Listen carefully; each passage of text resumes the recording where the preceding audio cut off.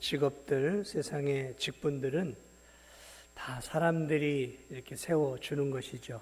뭐 선출을 하거나 또 사람이 뽑거나 그렇게 이제 사람을 통해서 한 사람의 일꾼들이 이렇게 세워져 가는데요. 이 교회는 좀 다릅니다. 교회는 물론 교회 이런 어떤 성도들을 통해서 하나님의 일꾼들이 세워지는 것이지만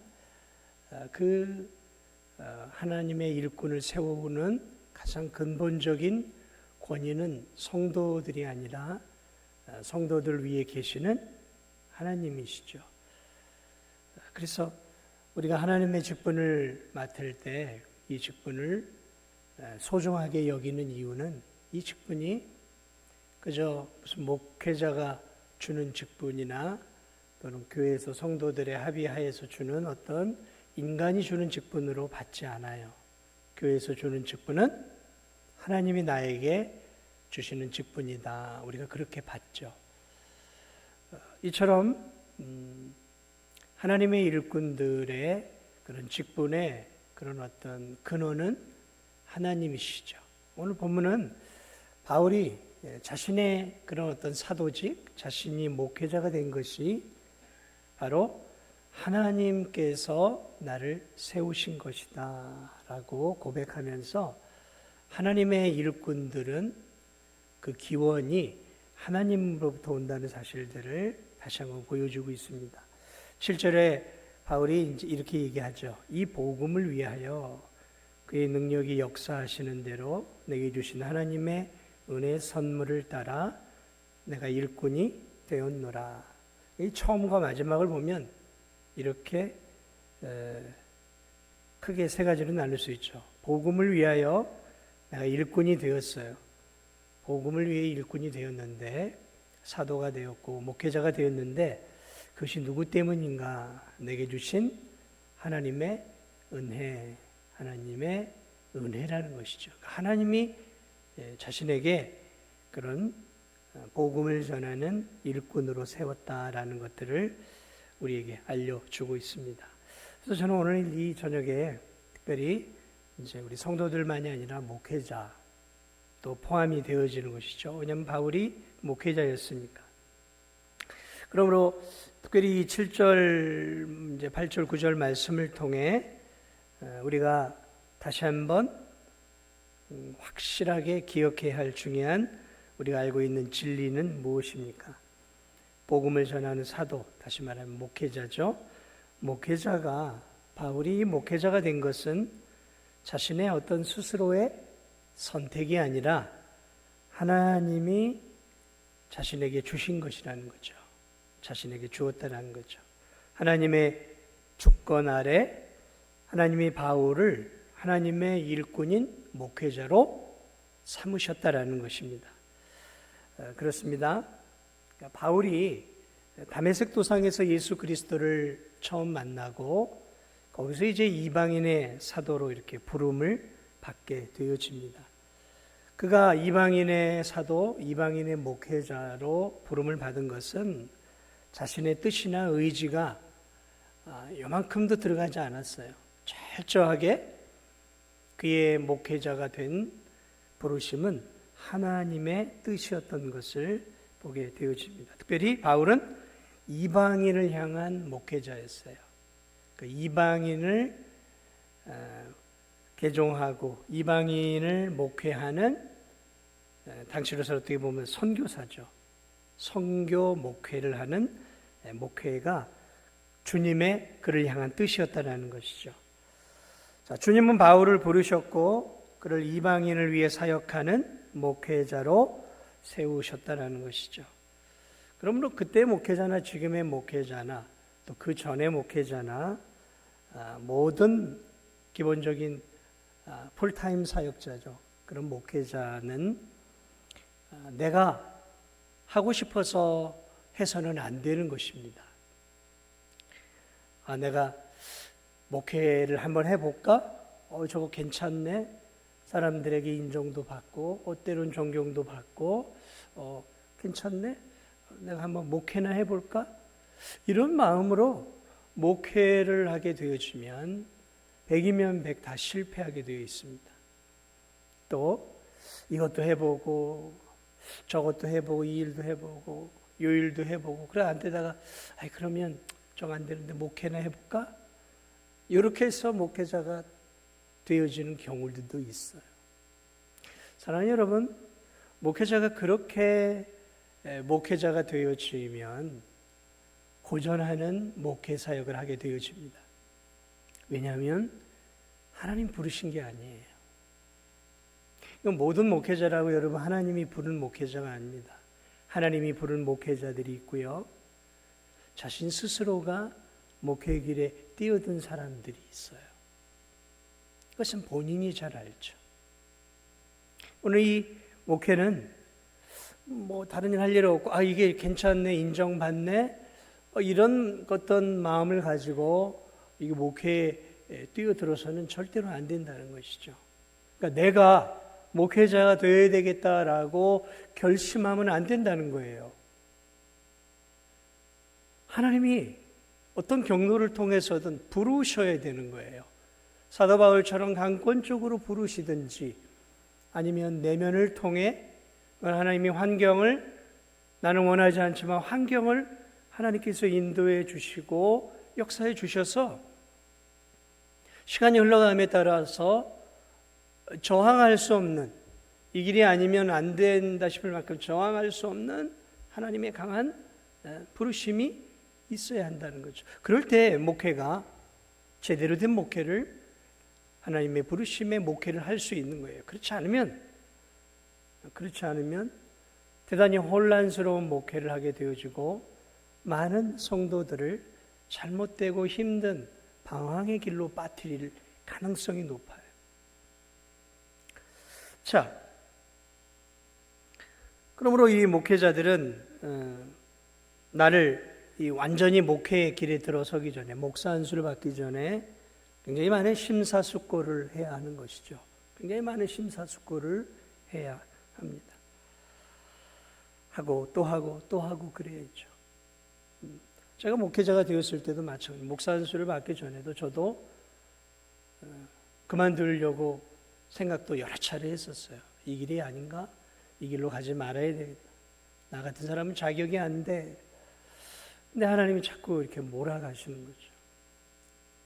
결국은 하나님께서 그런 어떤 목회의 길로 부르셨다라는 이제 확신과 사인을 주셨단 말이죠. 그렇기 때문에 목회의 길이 어렵고 힘들어도 하나님이 주신 분명한 사인과 하나님의 선명한 그러한 인도하심으로 제가 여기까지 올 수 있었던 거예요. 만약에 그렇지 않았다면 아마 후회를 해도 100번, 1000번 했을지 몰라요. 왜냐하면 목회의 길은 다른 사람들이 보기에 그렇게 쉬운 길이 아니거든요. 그러나 제가 1000번, 1000번 후회할 수 있는 상황 속에서도 후회하지 않았던 것은 분명한 부르심에 하나님의 사인이 있었기 때문에 앞을 향해 나아갈 수 있다는 것이죠. 그렇습니다. 목회자만이 아니에요. 하나님께서 나에게 귀한 직분을 맡겨주실 때 이 귀한 직분이 이 출처가 어디냔 말이에요. 그 출처는 바로 하나님이라는 거예요. 하나님이 여러분에게 귀한 어떤 직분을 주셨어요. 그럴 때 그 직분을 감당하다 보면 내려놓고 싶을 때가 있죠. 그러나 여러분 잘 기억하셔야 돼요. 나에게 직분을 주신 분이 누구인가를 깊이 생각해야 돼요. 나에게 누가 직분을 주었는가? 그러니까 그 직분을 주신 그분이 허락을 하기 전까지는 그 직분을 감당해야 하는 것이고 이 교회에서의 통념상 그런 어떤 은퇴의 연령이 되기 전까지는 내게 주어진 힘든 직분을 사명으로 알아야 되는 거예요. 사명은 짐이에요. 짐. 감당할 수 있는 짐이죠. 내가 하기 싫고 무겁고 그런다고 해서 그만두고 그거 아니에요. 내가 그만두면 안 되는 거예요. 하나님이 주신 거잖아요. 그리고 그런 직분에 대해서도 소홀히 여기고 가볍게 이 직분을 가볍게 생각하면서 직분을 잘 감당하지 않는 그러한 연약함의 죄를 범해서도 안 되는 거예요. 왜냐하면 하나님이 세워주셨잖아요. 하나님이 세워주셨으니까 그 부르심에 의해서 내가 직분자가 되었잖아요. 그러면 하나님을 바라보고 나에게 직분을 세워주신 그분을 의지하면서 최선을 다해 그 직분을 감당해야 하는 것이죠. 그럼 이 직분이 어디서부터 왔는가를 잘 분명하게 알아야 우리가 좋은 직분자가 될 수 있는 거예요. 자, 바울은 7절에서 하나님의 은혜의 선물로 자신이 목회자가 지금 되었다고 고백하고 있어요. 은혜 선물이다.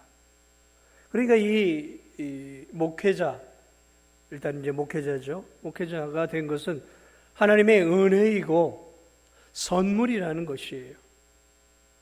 바울은 과거에 예수님을 믿는 자들을 감옥에 집어넣는 일에 앞장섰던 어떤 측면에서 죄인 중에 괴수였어요. 그는 많은 그리스도인들이 죽어갈 때 거기서 팔짱을 끼고 그것들을 관망했던 사람이었어요.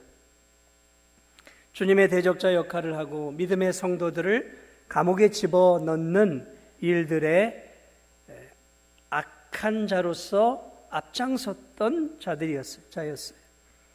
자, 그런데 그를 하나님이 구원해 주신 것도 감격스러운데 바울이 너무 감격스러운 것이 자신에게 이방인에게 복음을 증거하는 사도로 목회자로 불러주셨다는 그 사실이 바울에게 너무너무 큰 은혜였다라는 거죠. 나 같은 자를 하나님이 하나님의 복음의 일꾼으로 나를 세워주셨다는 것이 그에게는 무거운 짐이 아니라 하나님 내게 주신 선물이고 하나님 내게 주신 은혜다라고 지금 고백하고 있는 것이죠.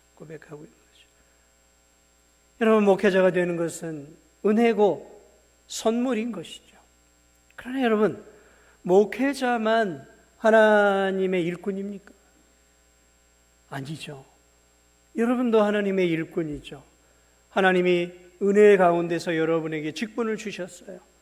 집사의 직분, 권찰의 직분, 또 장로의 직분, 안수집사의, 권사의 이런 직분들을 우리에게 하나님이 주셨단 말이죠. 여러분, 이 대통령, 우리 진도 안에도 대통령의 그런 어떤 사인이 있는 그런 어떤 표창장을 받은 성도들이 있더라고요. 예전에 이렇게 신방들 하다 보면 이렇게 해가지고 이제 대통령이 준 아무것도 없어요. 그냥 무슨 금일봉도 없고 그냥 이렇게 그냥 뭐예요? 그냥 이렇게 상패 하나. 그런데도 밑에 무슨 대통령 딱 이름이 써 있어. 그 얼마나 자랑스럽습니까? 대통령이 어쨌든 대통령이 직접 준 건 아니겠죠. 여기 두루두루 거쳐서 이제 밑으로 내려온 것이지만 대통령의 그런 이름이 있고 그 위에 내 이름이 딱 있는 거 있으면 이건 갑오 아니겠어요? 대통령이 나를 인정해 준다는 얘기잖아요. 하나님이 우리에게 그런 귀한 직분을 주셨다면 대통령이 아니라 하나님께서 우리에게 직분을 맡겨주셨단 말이죠. 그런 직분을 맡은 우리들이 가져야 할 자세가 무엇이겠습니까? 나 같은 자에게 이런 귀한 직분을 하나님 주셨구나. 은혜구나. 여러분은 맡은 직분을 가지고 힘들어. 정말 이거 언제 내려놓나. 그런 생각만 하세요? 아니면 하나님 감사합니다. 나에게 이런 귀한 직분을 허락해 주심을 감사합니다. 웬 은혜입니까? 웬 사랑입니까? 나같이 얼마나 많은 죄인, 죄 가운데 살다 죽을 수밖에 없는데 이러한 나에게 구원의 은혜만을 주신 것이 아니라 영광스러운 하나님의 몸된 교회의 한 지체로서 몸된 교회를 섬기고 하나님 나라를 위해 봉사할 수 있는 은혜를 하나님 나 같은 자에게 주시다니요. 내가 영광스러운 하나님 나라의 동역자가 될 수 있다니요. 하나님 감사합니다. 그런 마음으로 우리 진도중학교 성도들은 귀한 몸된 교회를 섬기고 있음을 저는 믿습니다. 그런 마음을 가지는 성도야말로 얼마나 복된 성도입니까? 그런 마음을 가지고 있는 성도들이 어떻게 몸된 교회를 위해, 하나님 나라를 위해, 자신의 귀한 직분을 위해 기쁨으로 사역하지 않겠냐라는 것이죠. 바울이 그랬던 거예요.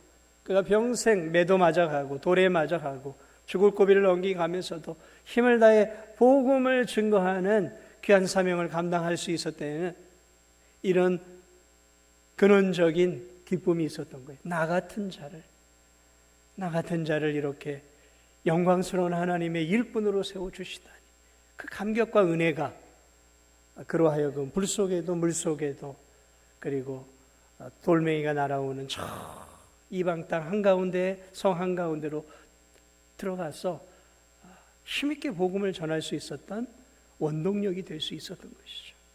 그렇습니다. 그런 은혜가 저와 우리 성도들의 있기를 주님의 이름으로 축복을 드립니다. 세상에 좋은 직업, 좋은 자리, 사실 따지고 보면 그거 다 누가 주는 겁니까? 그냥 나보다 좀 더 위에 있는 사람이 주는 거예요. 승진 고가를 매기고 있는 나보다 좀 위에 있는 사람이 그냥 이렇게 매겨가지고 때가 되면 이렇게 올려주는 것이죠. 인간이 주는 직급, 인간이 주는 지위도 뿌듯하고 보람이 있고 올라가면 기쁘단 말이죠. 자긍심이 있단 말이죠. 삶의 보람이 있어요. 하물며 하나님이 우리에게 주신 직분은 그와 비교할 수 없는 직분 아니겠습니까? 올 한 해도 여러분에게 주신 직분, 올 한 해도 여러분에게 주신 사명, 그것은 하나님의 나라를 위해 하나님이 주신 것임을 믿으시고 기쁨으로 귀한 사명을 잘 감당하시기를 주님의 이름으로 축복을 드립니다. 이 바울의 이 고백을 통해서 오늘 다시 한번 7절을 보면 이 목회자가 해야 하는 가장 중요한 사명과 사역이 무엇인가를 알 수 있어요. 도대체 목회자는 무엇을 위해 하나님이 불러주셨는가? 그런데 이렇게 얘기를 해요. 다시 볼까요? 이 복음을 위하여, 7절에 복음을 위하여. 다시 말하면 복음의 일꾼으로 바울을 하나님이 목회자로 부르셨다라는 거예요. 목회자의 근본적인 부르심의 목적이 있어요. 그것은 복음을 증거하는 것입니다. 그게 목회자의 본질적인 사역이에요. 본질적인 사역입니다. 오늘도 많은 목회자들이 있고 많은 목회자들이 수많은 일들을 교회와 교회 바깥에서 감당하고 있어요. 그래서 목회자들이 하는 일들을 보면 설교도 하고 성경도 가르치고 기도에도 인도하고 찬양도 하고 또 행정도 하고 또 신방도 합니다. 아주 작은 교회, 미자립된 교회에서는 성도들이 적고 고령화되다 보니까 목회자가 다 해요. 운전도 하고 교회 청소도 다 합니다. 교회 마당도 가꾸어요.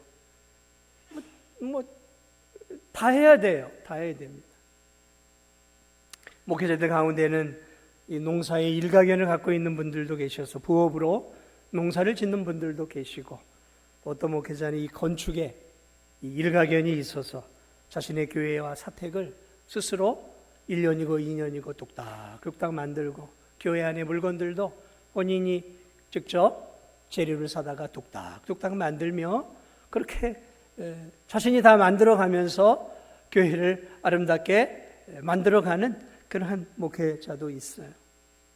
어떤 목회자들은 이런 어떤 마시는 차에 대해서 굉장히 전문가예요. 그래서 그런 교회를 방문하고 서재를 방문하면 다양한 차 종류가 다 구비되어 있고 설명을 해줘요. 차에 대해서 굉장한 조예가 깊은 목회자들도 계시고, 어떤 목회자는 굉장히 자동차에 대한 해박한 지식을 갖고 있는 그런 목회자도 있고, 또 어떤 목회자는 개에 대해서 아주 그냥 전문적인 지식을 갖고 있는 목회자도 있어요. 여러분, 목회자가 다방면에 능하는 것은 참 좋은 일이죠. 그러나 만약 한 가지만을 목회자가 잘 해야 한다면, 아니 목회자가 한 가지만을 선택을 해야 한다면 그것은 복음을 전하는 설교 사역에 능숙한 자가 되어야 됩니다. 왜냐하면 복음을 위한 일꾼이라는 것은, 사도 바울을 복음을 위한 일꾼으로 뽑았다는 것은 복음을 전하는 설교자로 이방인들에게, 또 이방에 세워진 교회들의 성도들에게 설교하는 그러한 목회자로 바울을 세웠다라는 것입니다. 그러므로 복음을 위한 일꾼이란 설교자를 의미합니다. 그래서 하나님이 목회자를 세울 때 목회자가 해야 할 가장 큰 재능과 사명은 복음을 능력 있게 전하는 설교 사역이에요. 그러므로 목회자는 다른 어떤 사역보다도 성도들에게 말씀을 잘 전해야 합니다. 강대에서도 하나님의 말씀의 복음을 능숙하게 가르치는 자가 되어야 할 뿐만 아니라 강대 아래에서 강의나 성경 공부를 통해 하나님의 말씀을 능수능란하고 깊이 있고 넓이 있게 하나님의 복음을 잘 풀어서, 말씀을 잘 풀어서 잘 가르치는 일에 능숙해야 한다는 거죠. 이것이 바울을 불렀던 하나님의 가장 중요한 목회자의 부르심이었고, 이것이 목회자를 부른 하나님의 가장 중요한 이유예요. 바울의 사명은 복음을 전하는 자고 설교하는 자였다라는 거죠. 여러분, 그래서 그가 선교지마다 가는 곳마다 그가 했던 것이 무엇이었습니까? 첫째는 복음을 증거하는 거였어요.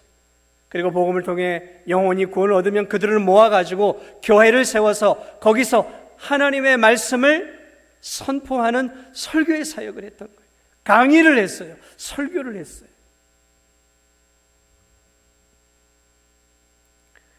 그렇습니다. 목회자나 성도가 기억해야 할 사실이 있어요. 그것은 하나님이 한 교회의 목회자를 불렀을 때에는 복음을 전하는 자로 불렀기에, 특별히 한 교회의 담임 목사로 부를 때에는 강대에서 그 목회자는 늘 참된 하나님의 말씀만을 잘 전해야 한다는 것이죠. 그게 그 교회에 세워진 담임 목사의 가장 핵심적인 사역이라는 거죠. 본질적인 사역이라는 거죠. 아니, 그것을 위해 담임 목사는 한 교회에 세워진 거예요.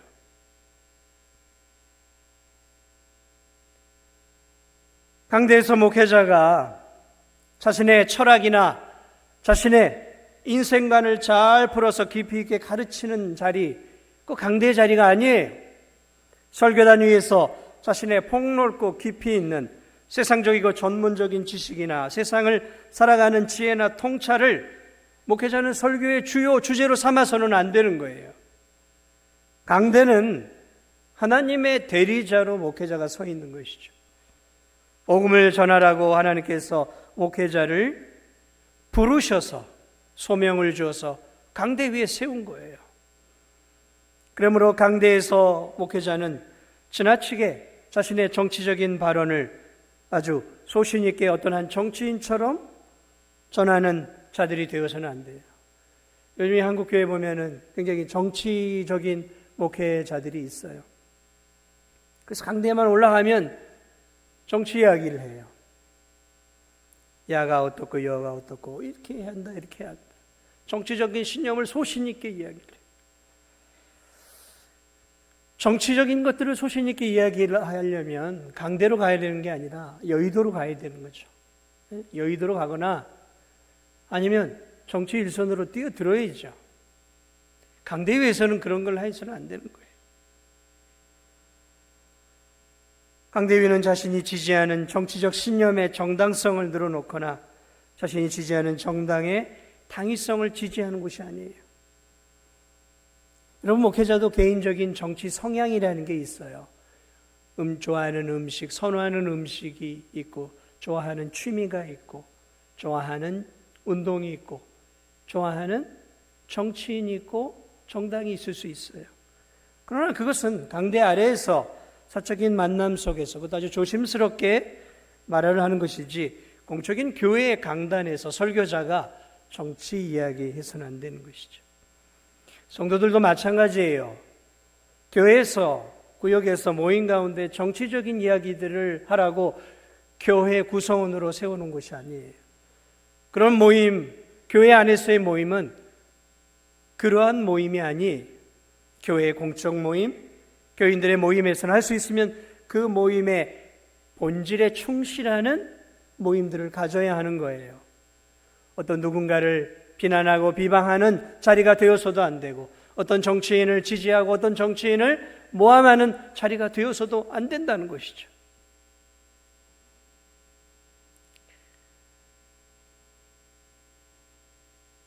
요즘은 설교를 통해 애국심을 고취하려는 설교자들도 꽤 있어요. 이해는 합니다. 나라를 사랑하는 마음을 가지고 목회하는 것 굉장히 중요하죠. 그러나 설교의 자리가 애국심을 고취하는 자리가 되어서는 안 되는 것입니다. 설교의 주된 내용이 상식이나 예절을 전하는 설교자들도 있어요. 주요 설교의 내용들이 인간의 심리를 파악하고 인간의 마음을 위로하는 방법들, 좋은 인간관계를 맺는 것들, 다른 성도들과 어떻게 해야 소통을 잘 할 수 있는가, 또 어떻게 해야 건강하게 살아갈 수 있는가, 인간의 기본 윤리와 도덕을 설교의 주요 주제로 삼는 목회자들도 있어요. 그러나 여러분, 그런 것은 목회자가 전해야 될 것들이 아니에요. 하나님이 목회자를 그런 것들을 전하라고 부르신 것이 아니에요.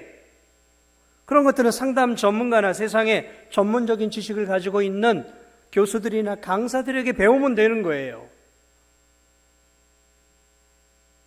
어떤 설교는 설교의 주제가 변화하는 긴박한 이 국제 정세 속에서 우리나라가 어떻게 대처해 가는지에 대한 설교도 있어요. 경제, 사회, 문화, 환경의 문제, 요즘은 생태계, 에너지, 인공지능, 챗GPT, 다양한 부분들, 이런 부분들 속에서 어떻게 대처해야 하는가, 그런 것들을, 현실적인 문제들을 가르쳐주는 목회자들도 있어요.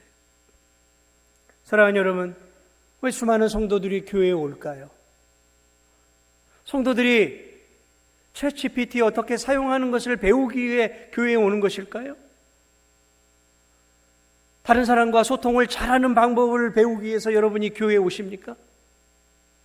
인간관계 잘하는 방법, 말 잘하는 방법을 배우기 위해서 여러분 교회에 오신 건가요? 마음의 평안을 누리기 위해서 교회에 오신 거예요? 그렇다면 번지수를 잘못 짚은 거예요. 교회는 그런 것을 전하는 곳이 아니에요. 하나님께서 목회자를, 바울을 지금 복음의 일꾼으로 부르셨어요. 복음의 일꾼. 그러면 그 복음의 일꾼이 되었던 바울이 자신이 세운 교회에서 전했던 것이 무엇이었을까요? 무엇을 전했을까요? 복음이었습니다. 복음이죠. 복음. 십자가의 복음이 복음. 우린 그것을 바울의 서신서들을 통해 볼 수 있어요. 그가 무엇을 전했는지, 그가 에베소 교회에서 무엇을 전했는지가 보여지는 것이죠. 그렇습니다. 그러므로 성도들도 목회자에게 자신의 욕구를 만족시키는 설교를 요구해서는 안 되는 거예요. 목회자는 자신이 하고 싶은 설교를 해서는 안 되는 것이고, 성도들은 목회자에게 자기가 원하는 것을 설교해달라고 요구해서도 안 되는 거예요. 왜냐하면 목회자는 본질적으로 여러분이 세운 것이 아니에요. 제가 선 것이 아니에요.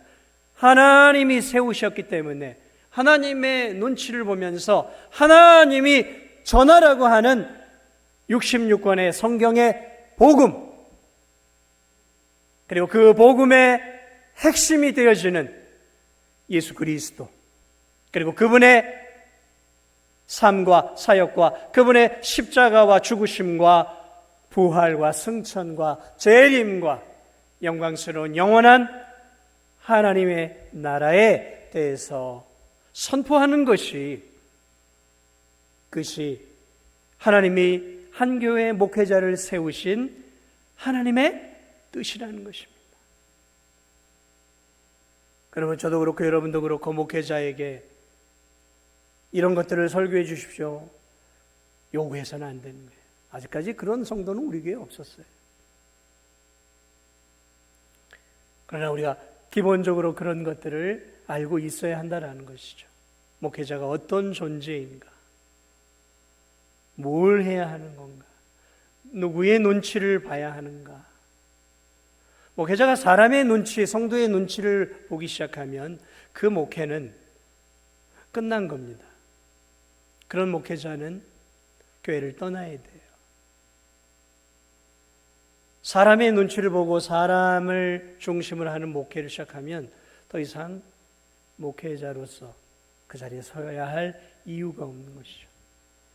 왜냐하면 하나님의 뜻을 위해 서 있는 목회자가 사람의 눈치를 보고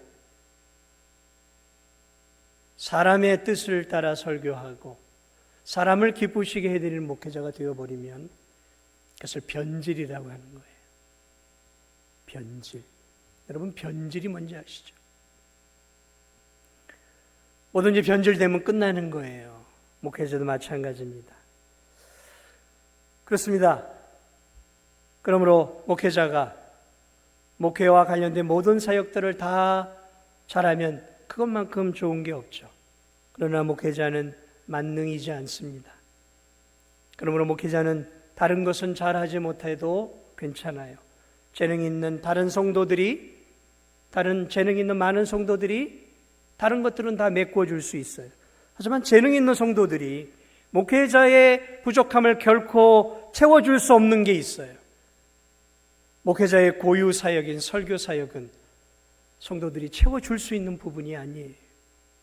성도들이 채워줄 수 없기 때문에 목회자는 여기에 전심을 다하고 여기에 목숨을 걸어야 하는 것이죠. 그러므로 목회자가 많은 일들에 집중하지 않도록 다른 성도들은 자기의 역할들을 잘 해주어야 하는 것이죠. 목회자에게 모든 일처리를 다 맡기면서 설교까지 잘하라, 그것은 지나친 일인 것이죠. 그러므로 목회의 핵심인 말씀을 능숙하게 전하는 사역, 그것이 목회자의 본질적이고 한 교회에 부르신 하나님의 고유한 사역이라는 것입니다. 하나님은 목회자에게 말씀을 전하는 사역을 주셨어요. 하나님은 성도들에게 은사를 주셨습니다.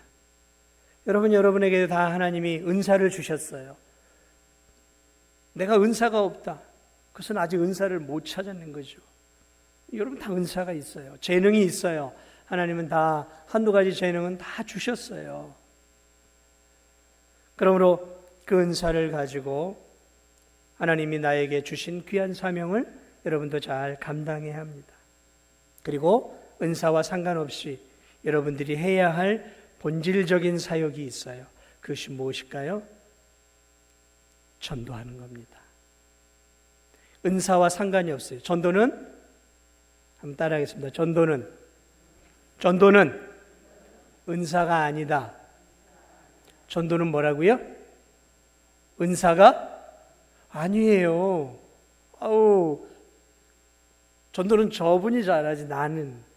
여러분 착각하지 마세요. 은사는 전도가 아니에요. 전도는 은사가 아니에요. 전도는 하나님이 우리 모두에게 주신 사명이에요. 아멘. 그러므로 우리도 우리의 입술을 가지고, 우리의 재능을 가지고 몸된 교회를 잘 섬겨야 하지만 또 우리의 입술을 가지고 믿지 않는 자들에게 복음을 증거하며 전도해야 되는 거예요. 전도에 능숙한 자들이 되어야 되는 거예요. 올 한해 전도에 능숙한 자들이 되시기를 축복을 드립니다. 전도에 능숙한 자들이 되세요. 우리 모두의 하나님이 부르신 거예요. 전도의 일꾼으로 우리 모두를 부르셨다니까요. 그러니까 다시는 나는 전도의 은사가 없어요. 은사 같은 소리 하지 마세요. 은사 같은 소리 하지 마세요. 전도는 은사가 아닙니다. 전도는 사명이에요. 사명. 따라하겠습니다. 전도는 사명이다. 전도는 뭐라고요? 사명이에요. 저에게 주신 사명이고 여러분에게 주신 사명이라고요. 한 영혼 한 영혼에게 예수님의 복음을 잘 증거해서 그들로 하여금 예수님을 알고 믿도록 인도하는 것, 그것은 우리 모두가 해야 할 사명이에요. 여러분이 목회자처럼 깊고 넓게 성경을 해석해 하나님의 말씀을 전하라고 하는 것이 아니에요. 여러분이 알고 있는 예수님, 여러분이 믿고 있는 예수님, 그 예수님을 잘 포장을 해서 믿지 않는 영혼들에게 예수님이라고 하는 선물을 잘 전해주는 거예요. 잘 전해주는 거예요. 이 복음이죠. 오늘 이 바울은 이렇게 얘기합니다. 8절을 보니까 이 마지막 절에 이렇게 되어 있어요. 8절 뒷부분. 나에게 이 은혜를 주신 것은 측량할 수 없는 그리스도의 풍성함을 이방인에게 전하게 하시려. 복음을 이렇게 표현하고 있어요. 측량할 수 없는 그리스도의 풍성함이라고 표현하고 있어요. 여러분, 복음이 뭐예요? 복음을 따지고 들어가면 결국 복음은 예수 그리스도예요. 예수 그리스도. 복음은 예수 그리스도라니까요. 그런데 그 예수 그리스도는 바울의 말처럼 그리스도의 풍성함. 그러니까 예수 그리스도를 전할 때 예수 그리스도가 그 예수 그리스도 안에 뭐가 가득 차 있다고요? 풍성함이 가득 차 있다는 거예요. 풍성함이. 그러니까 예수 그리스도만 주면 되는 거예요. 왜냐하면 그 안에 사실은 66권의 성경이 다 있고 이 예수 그리스도 안에 뭐가 있어요? 영원한 생명이 있어요. 영원한 생명이. 예수 그리스도 안에 영원한 평화가 있고 예수 그리스도 안에 영원한 기쁨이 있고 예수 그리스도 안에 영원한 천국의 기업이 있고 예수 그리스도 안에 하나님이 우리에게 주실 모든 복이 누구 안에 있다고요? 예수 그리스도 안에 다 담겨져 있어요. 예수 그리스도 안에 담겨져 있단 말이죠. 예수 그리스도. 그래서 고린도전서 1장 30절에 보면 바울은 이렇게 얘기해요. 예수는 하나님께로부터 나와서 우리에게 지혜와 의로움과 거룩함과 구속함이 되셨으니, 그러니까 하나님께로부터 오신 예수님에게서 무엇이냐면 지혜와 측량할 수 없는 지혜가 그분 안에 있다는 거예요. 측량할 수 없는 의로움과 측량할 수 없는 거룩함과 측량할 수 없는 구속함이 예수 그리스도 안에 담겨 있다라는 거죠. 그러므로 예수 그리스도를 만날 때 우리가 참 지혜를 만나게 되어지고 인생의 궁극적인 해결점들, 철학자들이 그토록 알고 싶어 했던 모든 인생의 질문들에 대한 해답이 예수 그리스도 안에 있어요. 예수 그리스도 안에. 예수 그리스도 안에. 그분 안에 구속함이 있고 그분 안에 우리를 구원하는 죄 용서함과 그분의 십자가의 보배 피를 통해 전해지는 의가 우리에게 주어지고 그분 안에 그분을 통해 우리가 영원토록 하나님 앞에 거룩하게 되어지는 측량할 수 없는 거룩함이 예수 그리스도 안에 있다는 것이죠. 그러므로 우리가 전해야 할 것은 예수 그리스도예요. 예수 그리스도. 그분의 측량할 수 없는 의와 부요함과 구속과 의로움과 평강과 기쁨과 지혜와 온갖 좋은 것들이 예수 그리스도 안에 있어요. 그리고 그 예수 그리스도를 우리로 누리게 하시고 그리고 그 예수 그리스도를 우리만 누릴 것이 아니라 목회자들은 강대 위에서, 성도들은 세상 속에서 이 부요하신, 이 풍성하신 참된 보화가 되시는 예수 그리스도를 각자의 영역과 처소에서 예수 그리스도를 소개하고 예수 그리스도를 전하고 예수 그리스도를 자랑하고 예수 그리스도를 나의 삶을 통해 드러내면서 살도록 저와 여러분을 하나님이 부르셨다는 사실들을 기억하면서 올 한 해 저와 여러분 각자의 맡겨진 직분 아래서 올 한 해도 부요하시고 측량할 수 없는 은혜를 주시는 이 보화가 되시는 이 예수 그리스도를 자랑하고 증거하는 저와 우리 성도들이 되시기를 주님의 이름으로 축복을 드립니다.